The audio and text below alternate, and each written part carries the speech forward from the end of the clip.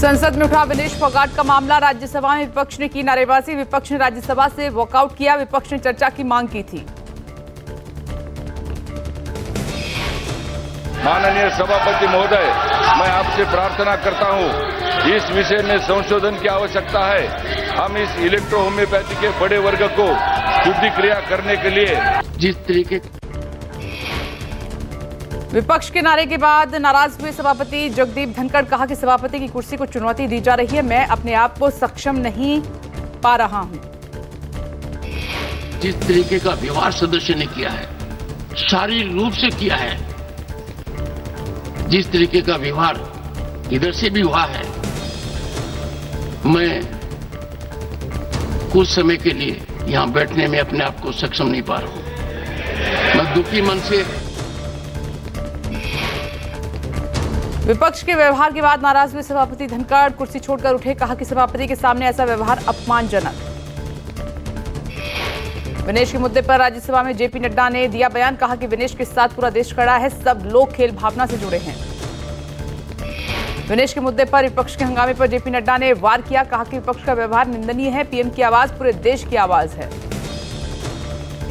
इस तरीके से अभी विपक्ष ने व्यवहार किया जिसने आपको भी तकलीफ पहुंचाई और संवैधानिक दृष्टि से जो संसदीय मर्यादाएं हैं उनका उल्लंघन हुआ है, वह सच में निंदनीय है। फाइनल न खेल पाने से निराश पहलवान विनेश फोगाट ने संन्यास का ऐलान किया। विनेश फोगाट ने एक इमोशनल पोस्ट के जरिए संन्यास की घोषणा कर दी। विनेश फोगाट ने कहा कि मां मेरी हिम्मत टूट गई है। विनेश फोगाट ने अपनी पोस्ट में यह भी लिखा, अलविदा कुश्ती 2001 से 2024 का जिक्र किया। विनेश फोगाट ने लिखा कि मां कुश्ती मेरे से जीत गई, मैं हार गई, माफ करना आपका सपना, मेरी हिम्मत सब टूट चुके हैं, इससे ज्यादा ताकत नहीं रही अब। विनेश के संन्यास की घोषणा को लेकर देश में निराशा का माहौल है। विनेश को कुश्ती सिखाने वाले उनके ताऊ महावीर फोगाट ने कहा कि अभी तो विनेश को 2028 ओलंपिक खेलना है। महावीर फोगाट ने कहा कि जब भी विनेश आएगी तो उसे समझाएंगे कि अभी और खेलना है, अपने संन्यास का फैसला बदल ले, हम उससे दिल छोटा नहीं करने के लिए प्रोत्साहित करेंगे। विनेश फोगाट ने सिल्वर मेडल के लिए दावा किया है। ओलंपिक से डिस्क्वालीफाई किए जाने के फैसले के खिलाफ court of arbitration for sports में अपील की है। विनेश फोगाट ने गोल्ड मैच के लिए खुद को बहाल किए जाने की अपील की। CAS आज इस पर अपना फैसला सुनाने वाला है। हालांकि विनेश ने CAS का फैसला आने से पहले ही कुश्ती से संन्यास का ऐलान कर दिया। रजत पदक मांगने पर शिवसेना यूबीटी सांसद प्रियंका चतुर्वेदी ने कहा कि विनेश ने जो मांग की है वो जरूरी है, क्योंकि उन्होंने जो अपने 3 मैच लड़े थे उसमें उन्होंने जीत पाई थी और उम्मीद करती हूं कि उनके साथ न्याय होगा। तरीके से वो वक्फ बिल लाया गया है। मैं पूछना चाहती हूँ, क्या उनके अलायंस में भी इसके बारे में डिस्कशन हुआ है? क्या JDU और TDP इस वक्फ बिल को देख चुके हैं और क्या उन्होंने अपनी मंजूरी दी है? और अगर ऐसा नहीं हुआ है तो इट इज़ ओनली इम्पॉर्टेंट कि एक इम्पॉर्टेंट बिल आता है तो उसको सही तरीके से हर एक पार्लियामेंटेरियन हो, हर एक पक्ष हो, हर एक स्टेक होल्डर हो, उनकी सुनवाई हो और उसके आधार पर जो भी अमेंडमेंट्स करने हैं वो अमेंडमेंट्स हों। हरियाणा के मुख्यमंत्री नायब सिंह सैनी ने विनेश फोगाट के लिए बड़ा ऐलान किया। हरियाणा सरकार विनेश फोगाट को ओलंपिक में सिल्वर मेडल विजेता का इनाम, सम्मान और अन्य सुविधाएं देगी। सीएम नायब सिंह सैनी ने एक्स में पोस्ट लिखा कि हमारे लिए विनेश फोगाट एक चैंपियन है और विनेश के प्रदर्शन पर पूरे भारत को गर्व है। हरियाणा की बहादुर बेटी विनेश का स्वागत और अभिनंदन एक मेडलिस्ट की तरह ही किया जाएगा। विनेश के ताऊ महावीर फोगाट ने हरियाणा सरकार के ऐलान को सही कदम बताया। कहा कि खिलाड़ियों को प्रोत्साहन मिलेगा। की जो भी बहुत बड़ी है, जो ये शुरुआत की है, जो मुख्यमंत्री ने जो प्लेयर जो सोचा भी, जो मान लिया भी उसका सिल्वर मेडल था, तो बहुत बढ़िया घोषणा है। विनेश फोगाट के डिस्क्वालीफाई होने के बाद ओलंपिक के 14वें दिन भारत को 2 मेडल लाने की उम्मीद है। Golden boy Neeraj Chopra javelin throw के फाइनल के लिए मैदान में उतरेंगे। नीरज चोपड़ा का मैच भारतीय समय अनुसार रात 11:50 पर शुरू होगा। नीरज चोपड़ा को पाकिस्तान के एथलीट से मिल सकती है चुनौती। हॉकी टीम कांस्य पदक के लिए मैच खेलेगी। भारतीय हॉकी टीम शाम 5:30 बजे स्पेन से ब्रॉन्ज मेडल का मैच खेलने उतरेगी। हॉकी और जैवलिन थ्रो में पदक मिलने की बड़ी उम्मीद, तो वहीं गोल्फ, कुश्ती में भी भारतीय एथलीट दिखाएंगे दम।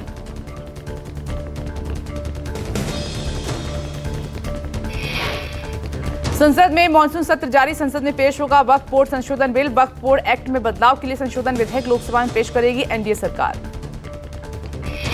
वक्फ कानून में सुधार के लिए विधेयक पेश करेगी सरकार। वक्फ कानून को लेकर विपक्ष का स्टैंड क्लियर। बिल में बोर्ड की शक्तियों से संबंधित मौजूदा कानून की धारा 40 को हटाने का प्रावधान है। संसद में वक्फ कानून पर लाए जाएंगे 2 बिल। पहला बिल जिसमें 1924 के वक्फ कानून को खत्म करने की मांग, दूसरा वक्फ एक्ट संशोधन बिल लाएगी सरकार।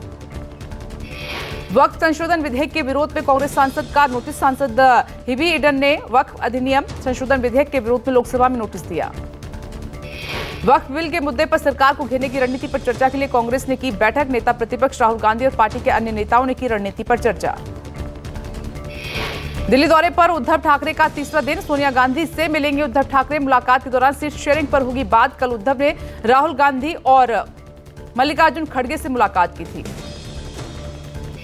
उद्धव की दिल्ली यात्रा को लेकर महाराष्ट्र की गरमाई राजनीति। शिंदे की पार्टी ने उद्धव के दिल्ली दौरे को राजनीतिक सरेंडर यात्रा करार दिया है और संजय निरुपम ने कहा कि उद्धव का दिल्ली दौरा लाचारी वाला दौरा है। राज्यसभा की 12 सीटों के लिए 3 सितंबर को चुनाव आयोग ने कल किया था ऐलान। चुनाव के नतीजे 3 सितंबर शाम 5 बजे तक आएंगे। 12 सीटों में 2-2 सीटें असम, बिहार, महाराष्ट्र की, जबकि 1-1 सीट हरियाणा, मध्य प्रदेश, राजस्थान, त्रिपुरा, तेलंगाना और ओडिशा की है। राज्यसभा में सांसदों की कुल संख्या 245 है। फिलहाल राज्यसभा में 225 सांसद हैं, जबकि 20 सीटें खाली हैं, जबकि एनडीए के पास 101 सीटें हैं। 2 दिवसीय जम्मू कश्मीर का दौरा। चुनाव आयोग की टीम आगामी विधानसभा चुनावों की तैयारियों की समीक्षा करेगी। क्षेत्रीय और राष्ट्रीय पार्टियों के साथ मीटिंग होगी। जम्मू कश्मीर दौरे पर मुख्य चुनाव आयुक्त राजीव कुमार, चुनाव आयुक्त ज्ञानेश कुमार और एसएस संधू पुलिस अधिकारियों के साथ बैठक करेंगे। ईसी की टीम वहां पहुंच रही है। कल प्रेस कॉन्फ्रेंस भी होगी।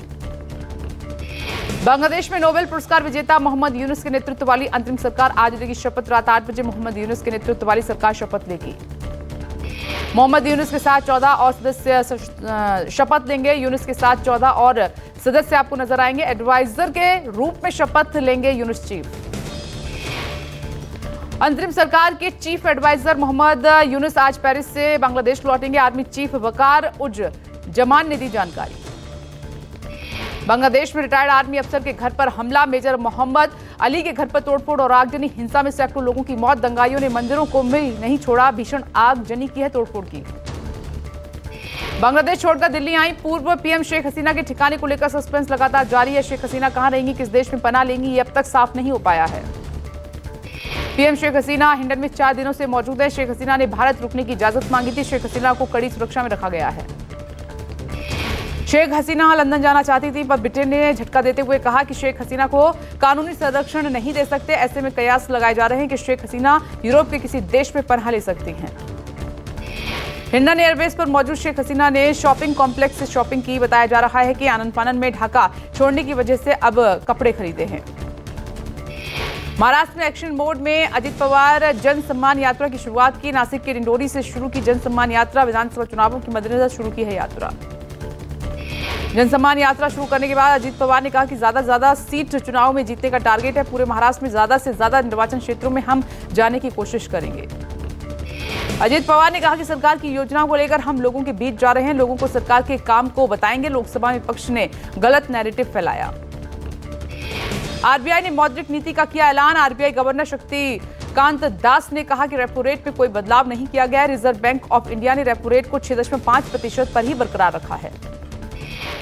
एमपीसी बैठक में लिए गए कई अहम फैसले। आरबीआई ने चालू वित्त वर्ष के लिए जीडीपी ग्रोथ के अनुमानों में बदलाव किया है। सभी तिमाही के लिए जीडीपी ग्रोथ को कम किया गया। हरियाणा के सिरसा में रात 12 बजे तक इंटरनेट बंद। डेरा मुखी के निधन से छिड़ा गद्दी विवाद। रस्म पगड़ी को लेकर सरकार ने सुरक्षा का हवाला दिया। डेरा जगमालवाली के गद्दी विवाद पर प्रशासन अलर्ट। राज्य सरकार ने जारी आदेश में कहा कि सिरसा में तनाव, दंगे और निजी संपत्ति को नुकसान पहुंचाने के साथ ही शांति और सौहार्द बिगाड़ने की आशंका। अफवाहों को फैलाने और भड़काऊ कंटेंट को प्रसारित करने से रोकने के लिए सरकार ने एहतियातन कदम उठाए हैं। मोबाइल, इंटरनेट और एसएमएस सेवाएं अस्थायी रूप से निलंबित हैं। कुछ दिन पहले ही डेरा जगमालवाली में डेरा प्रमुख महाराज बहादुर चंद वकील का निधन हो गया था। निधन के बाद 2 पक्षों में छिड़ा गद्दी पर विवाद। पश्चिम बंगाल के पूर्व सीएम बुद्धदेव भट्टाचार्य का निधन। 80 साल की उम्र में लिए आखिरी सांस, लंबे समय से चल रहे थे बीमार। ममता ने जताया दुख, अंतिम दर्शनों के लिए जुट रहे हैं लोग। कोलकाता में अपने आवास पर ली अंतिम सांस। उन्हें सांस लेने में दिक्कत थी, जिसकी वजह से उन्हें अस्पताल में भर्ती कराया गया था।